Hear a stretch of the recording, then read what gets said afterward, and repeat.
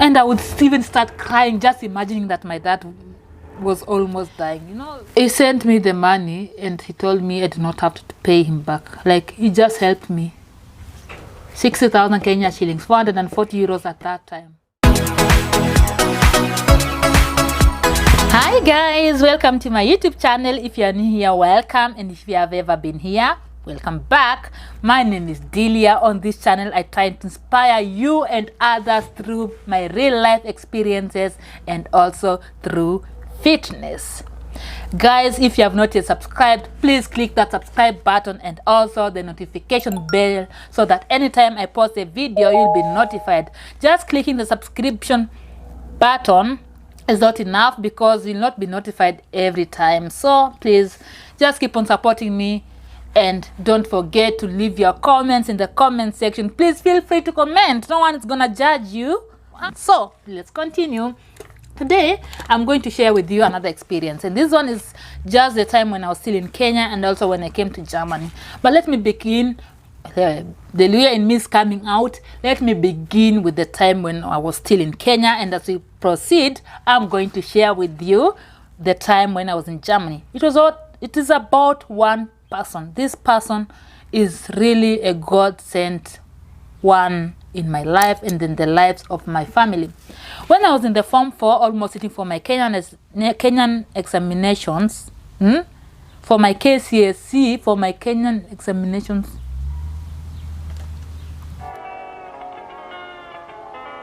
anyway, when I was almost sitting for my national exams, my dad got really sick. He became so sick that no one could even come to visit me to school. For those who know me from high school, you know my mom was always the first person who was at the gate on visiting days. She never missed any visiting day, but on this time it was very different. It was on that term, really just nearly sitting for the examinations, and then happened.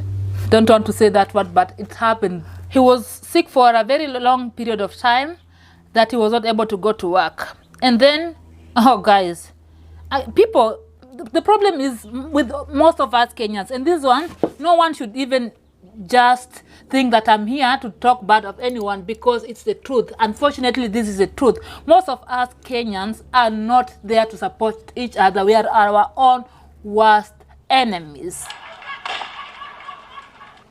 For those who support each other, well and good, but in the big percentage of us guys, we do not like supporting each other. And this was also the case when my dad was sick, because my dad works in a company owned by Netherlands, from people from the Netherlands, and the direct boss to my dad is a Kenyan. So when my dad became sick, he got his payment, his salary, but this boss did not even give my dad his salary. He just cut off his money, anything that my dad was supposed to get, because the bosses had said, no problem, we understand, Mr.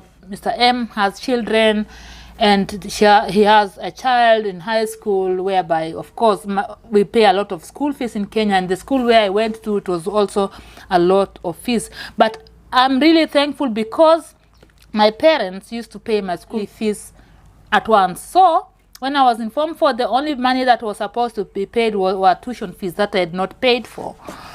But they were like 3,000 Kenyan shillings, that's like 30 euros. And when he got sick, no one could be able to visit me, because at this time my big sister was also pregnant with her second child. She was seated at home. My mom was also struggling because we lived in a village in Moisbridge. It's a small village in the middle of Kitale and Eldoret. Every time when she got the chance, she traveled to Naivasha, and that's a very long distance. So she traveled like there today and come back like after 2 days to look after my sister, because she was almost giving birth, and also traveling back to Naivasha to take care of my dad, and coming back also to take care of my sister. So things were just not easy for her and for the whole family at large. And at first they did not even tell me what was wrong. And then there's a time, I don't know, I really cried, or I wrote a letter, and my mom received it, because she knew I was that kind of person who was really worried. And if I was worried, she just knew, or if I was stressed, she was worried that I was not going to get good marks, which was right. Anyway, one time she came, She came, it was not on a visiting day, but she was able to come and visit me shortly. And then she told me that my dad was very sick. That's why she was not able to. I should just pray and concentrate in school. And I should not think much about it because he was going to get well. But I did not know that the situation was this worse. So I remember, okay, I think I'd forgotten something. It was already second term, and we sat for our KCSE in that term. So in second term, that's when my dad began getting sick. So when we closed school and I went home, that's when I just was able to know the whole situation. And then I went back to school. But on this time, I did not have even any shopping. No, nothing. Because there was no money. I remember I was given 10 Kenyan shillings. And my mom was not at home at this time because she was in Naivasha, like I said, to take care of my dad. And before I went back, she asked me if I had money. I had to lie to her that I had money because I did not want to stress her in any way. She asked me if I had shopping. I said, yes, I have this and that. And my dears, I didn't have anything at school. And when in the school where I went to, most people had this huge shopping. So if you are that person who would just focus on what others had, I think you would not even perform well. I think you would just be discouraged and maybe forget about school or get peer pressure. It's not like everyone was able to have these big shoppings. Everyone was rich, but a big percentage of people, there were those people who had a lot of money at their places. People would come with these yellow paper bags, you know, these yellow polythene bags. They were big, not these black ones. I had these black ones, the small ones, where I would just put 2 oranges, 2 mangoes, 2 avocados. That was my shopping at all. When we resumed school, I didn't have any shopping. I was given 10 Kenyan shillings as my transport from the junction of Matunda. I went to Lerota High School, Matunda, if you do not know that. And from the junction to school, it was like 10 Kenyan shillings with the bicycle, bicycle taxis. But I decided I was going to foot so that I could save this money to have a little bit of pocket money. When I went there and arrived at school, I was already very stressed, of course. I didn't have anything. I'd packed my bag with a lot of polythene bags. I had searched for a lot of polythene bags and shoes, which I had anything that would just fill my bag, so that when I got to school, no one would know that I had nothing. And I'd carry my bag and act as if it was heavy. So, and in my cube, I had a friend. She had a lot of shopping. And I remember when I arrived there and put my bag on the floor, this girl really wanted to see what I had in my bag. You know, there were some people who just really wanted to wait first before they unpacked their things to see what the other person had. But I waited for everyone to go away so that I could just unpack my polythene bags and stuff them in my box, is it iron box? This box made of iron, whereby we put our things, our stuff inside. So long story short, I'm trying to make this story short as possible. So my dad was not given any salary from his direct boss. He just took the money and put it in his pocket. And I really thank God that my dad had true friends. There was one true friend who was there, because there's this time my dad had just left and he had left. My mom was not there. She had traveled back to Moisbridge, and when my dad was alone, he wanted to cook something, I think some porridge, and he washed. He lighted his jiko. The jiko is kind of a grill where you put charcoal. So he put his charcoal and lit it, and when it was ready, he put his water, and then he fell asleep. When he fell asleep, that's how he got poison from the carbon monoxide, because he did not even wake up anymore. He had forgotten that he had a jiko lit, and because of physical state, he just fell asleep. And then there's this friend who used to check every time when he was free, or any time he used to go to my dad and check out on him. On this day, he went to his place, and when he got there, he tried to knock, and then the door was locked. The window was open, so he looked inside my dad. was asleep, lying on the bed. He could not hear anything, and he got other neighbors and told them, it seems William is not, everything is not okay with William because I've knocked and done anything and he's not opening the door, and I'm seeing the jiko inside is already, the charcoal was burning. So they were able to break the door and get inside, and my dad, like I said, he had gotten poisoned from the carbon monoxide. He was unconscious. My dad's friend had a car and they rushed him to the hospital. They took care of him. I'm really thankful for this man because, wow, he helped us a lot. So, let us go back to my story at school again. In my school, like I said, I didn't have any shopping, and I thought, how am I going to survive without anything? You can imagine you're a girl, you don't have even pads, you don't have even a soap. How are you going to take care of yourself? I just looked around in my class and I thought, which person could I confide in that could help me, really? I didn't want to talk to anyone who would just go bad mouthing me, because some people would listen to your problems and they would act as if they are really sorry for whatever you're going through, and they would go and tell others about your problems. This jet is making a lot of noise, but this is not the private jet I talked about in my previous video. If you have not watched the video, please go and watch it. Hey, I think I'm going to be picked from a millionaire here. There's a private jet here rotating and rotating. Anyway, focus. Let me focus. Let me concentrate.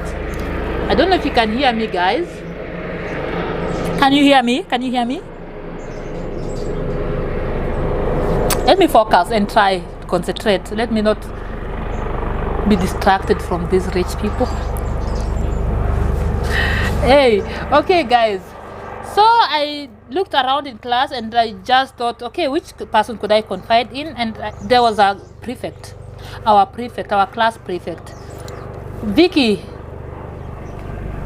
I think you're not even subscribed. I don't think she's watching this video, but anyone watching this video, please forward it to her so that she knows I'm very thankful for her help. Okay, I had called her some time back and thanked her a lot, but I'm still very thankful. I'm always thankful for anyone who supported me in my life. I just think I should not forget anyone who has ever supported me in my life. So I confided to my class prefect and I told her, I wrote a note, because I was not confident in talking to her personally. It was like I was embarrassed. I was kind of embarrassed to talk to her personally. So I wrote a letter and gave it to her, and she also wrote a small note and told me, could we talk?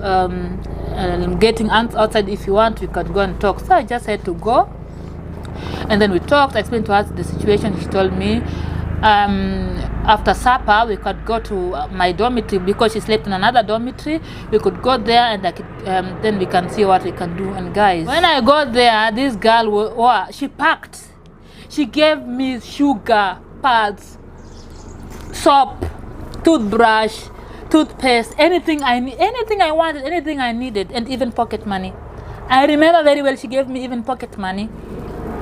And she told me, anytime you have a problem, because don't feel ashamed, just get to me and I'll help you. Because she was very lucky. She came from a well-off family, and she was some person who was not boasting or feeling special. You know, there are those people who come from very good backgrounds and they forget that is not their wealth. That is the wealth of their parents.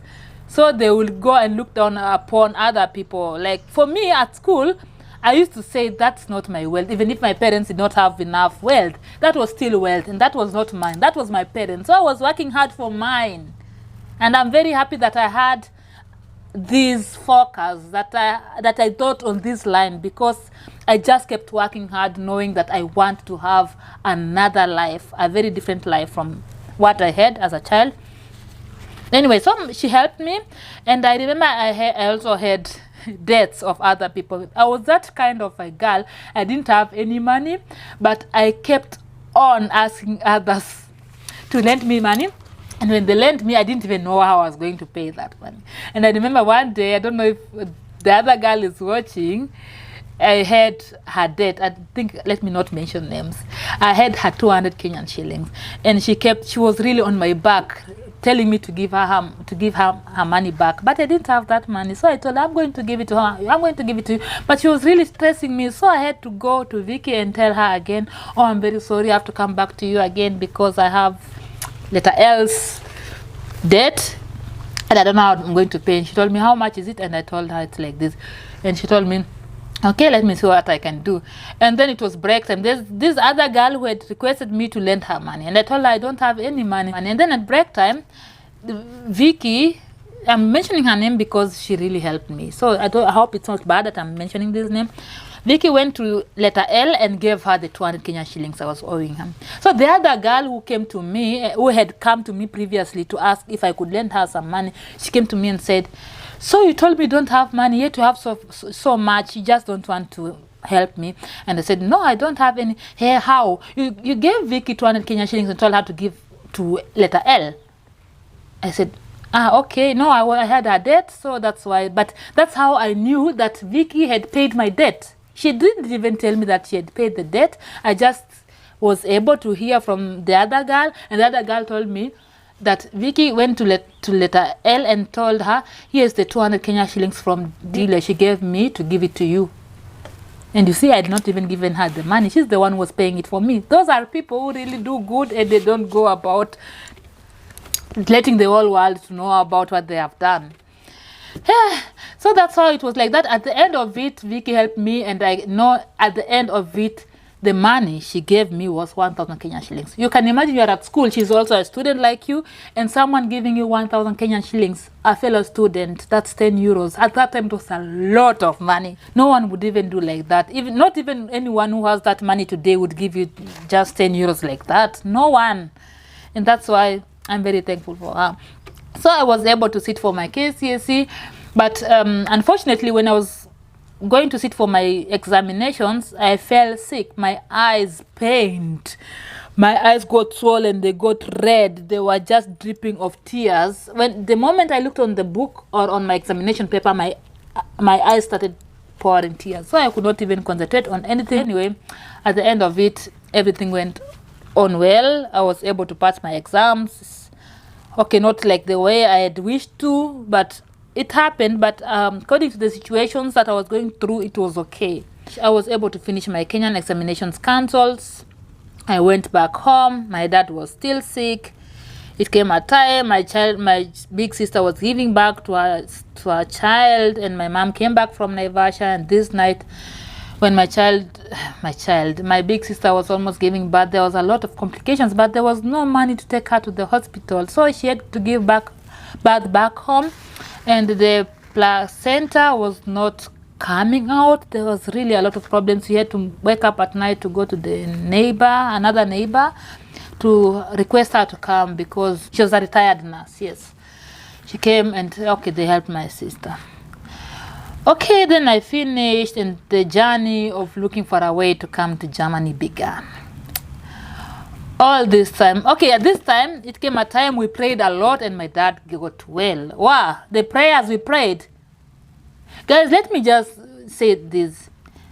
If you are in a situation, I've said this before in my other videos, but let me repeat this because that's the purpose of this channel.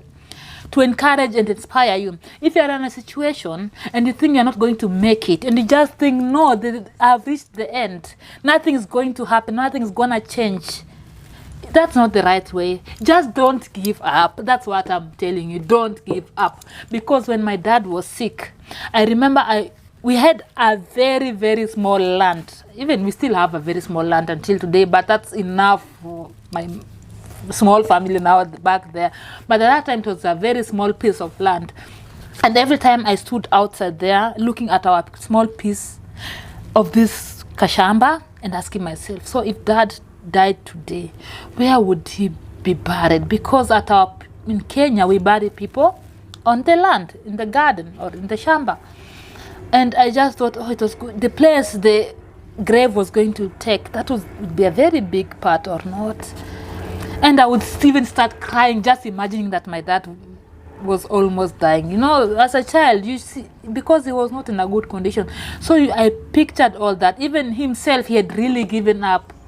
He had even sold some other things at his place, and some other things had already transported back home. He just came home to die. But who is God?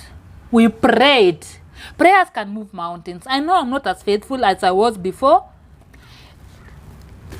It changed, but still at that time was a very prayerful person. My family was very prayerful, each and everyone. My dad had lost hope, so I think he was not even believing in anything that was going to live. So my dad would sit in front of us, we surrounded him behind, we prayed, we just, anytime, any free time, we just spent our time praying, believing that he was going to get healed, believing for him because himself he was not even believing. So we had to have that strong faith for him to get healed.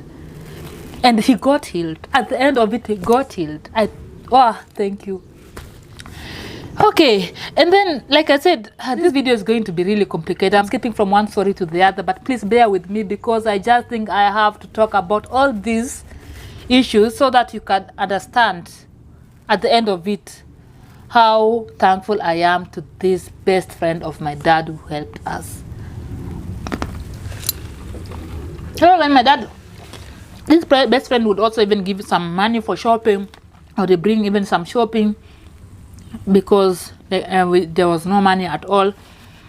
And when my journey, when we started looking for a way for me to come to Germany, he also supported us a lot. I remember when we traveled to Naivasha, because that's where we stayed before traveling to Nairobi, to the airport. And when we traveled there, this man had a car, and he offered us his car. Although people had booked it for a wedding the next day, he just gave us. He was even risking, because anything could have happened to that car. If it could be maybe someone else, we could go to Naivasha, to Nairobi, to the airport. Anything could have happened. Maybe my dad could not be able to travel back punctually because the car was needed the next day very early in the morning. So on the evening before, we traveled to Nairobi. And the next day, my dad and my mom, they started the journey very early in the morning to go back so that they could get back to Naivasha punctually for the car to be taken to the wedding function. So like you see, he helped us first with this car. And when I came to Germany, guys, when I was at school, at the pre-university, I had a lot of problems. I didn't have any cent. I didn't have any coin. I could not even pay for my rent. And the landlady was getting into my nerves. She wanted her money. I didn't have any money to buy food. I lived on bread and water alone. And when I say bread, I mean this white bread. And if you guys know, you could even eat a whole loaf of bread and you'll never get satisfied. And even if you get satisfied, that will not last long because it's just something very light. So I would eat maybe 1 to 2 pieces of bread so that the bread could take me for a very long time. And I would eat 1 to 2 pieces of bread for the whole day. And sometimes I didn't eat anything to save on this bread. So I went to bed hungry. And I decided to contact my dad and my parents. I told them the problems I was going through, and they told me, okay, should we look for money so that he could come back? But guys, no, going back was not any option. Remembering where I just come from, my parents had sold a lot of things for me to come here. I thought that's not any option. So I asked my dad's friend if he could support me, if he could lend me some money, and I was going to give it back to him. So he sent me 60,000 Kenyan shillings. But if you send the Kenyan shillings to Germany and it will be converted to euros, it becomes less. So when the money came, it was like 440 euros. I still have the MoneyGram paper. How do you call it? I still have this MoneyGram. 6.5 hours later. The paper, let me just say the paper where I received the money from him. He sent me the money and he told me I did not have to pay him back. Like, he just helped me. 60,000 Kenya shillings, 440 euros at that time. Even today, who will just give you such money, such an amount of money like that, and say, no, don't give it back to me? He understood, and we used to communicate a lot because anytime I had the opportunity to go to the internet, to go to the cyber cafe, because even going there was a problem. But when I got the 50 cents, the 50 euro cents, I went to the cyber cafe and we wrote on Facebook, we communicated, and he used to encourage me because he told me also he did not come from a very good background, but he's just a very successful businessman. And I think it's also because of his good heart that he's so successful in life. And that's why I'm really thankful for this person. As if that was not even enough, guys, before I went to the student colleague, to the pre-university, in Germany you have to show an obligation letter. Someone has to oblige himself or herself that they are going to take care of your needs when you're here, when you're living here. And I had my German boyfriend who at that time, who had also signed one for me, but the Alliance Authority had some problems with it because someone had lied to me that they have to write at which student colleague, at which pre-university I was going. So he wrote he was going to support me when I go to this pre-university in Hanover. And I was very naive, really. I thought at that time that I was going to Hanover, but I was not going to Hanover, I was going to Halle.